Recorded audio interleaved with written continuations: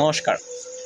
আমি চাইছিলাম যে আমি নর্থ সাউথ নিয়ে কিছুই বলবো না, কারণ আমি যখন কিছু বলি তখন আমাকে একটা সামাজিক পারিবারিক চাপে থাকতে হয়।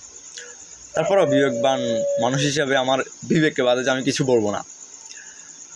তো দেখেন, বাংলাদেশ একটা ধর্মপ্রাণ মানুষের দেশ। এখানে 90% উপরে মুসলমান এবং বাকি 10% বাদ বাকি ধর্মের মানুষ। এখানে আমরা সুন্দর শান্তিতে বসবাস করি। এখন এই ধর্মীয় অবমাননা কিংবা কটূক্তির পিছনে কারা দায়ী? আমি মনে করি সোশ্যাল মিডিয়া। আপনি যদি এখন ইউটিউব কিংবা ফেসবুকে ঢুকেন, আপনি দেখবেন যে আসাদ নূর কিংবা আসিফ মহিউদ্দিন, মুফতি ইমরান বীর বশির এদের ভিডিও সামনে আসছে।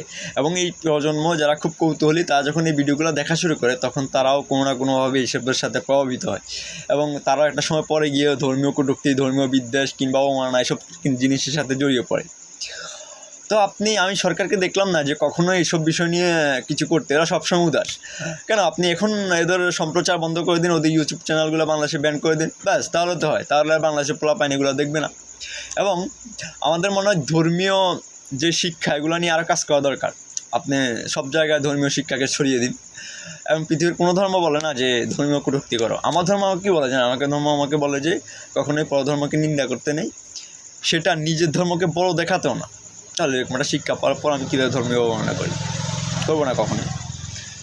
এগুলো নিয়ে কাজ করা দরকার। আপনি কী করছেন? আপনি আজকে একজন ধর্মীয় অবমাননাকে ধরলেন, পরবর্তীতে একে কোনো শাস্তি দিলেন না, জনসম্মুখে ফাঁসি দিয়ে দেন। দেখেন কী হয়, পরবর্তী দিন থেকে বাংলাদেশে কোনো ধর্মীয় অবমাননা করছে না, ওরা ভয়ই করবে না। ঠিক আছে? এটা রুখতে পর্যাপ্ত পরিমাণ শাস্তির ব্যবস্থা করা এবং এই নাস্তিকদের নিয়ন্ত্রণ করা সহ ধর্মীয় শিক্ষার প্রচার খুবই গুরুত্বপূর্ণ। এটা না করতে পারলে আরও হবে সমাজ দিন দিন যখন দেখবেন যে আধুনিক পৃথিবী হবে, সাথে সাথে যে এরকম মুক্তমনা, নাস্তিক এসব জিনিসগুলো বাড়বে। ঠিক আছে? এখনই সচেতন হবে। এটার জন্য আপনাকে সচেতন হতে হবে, রাষ্ট্রকে সচেতন হতে হবে, তবে এটা নির্মূল করা সম্ভব। ধন্যবাদ।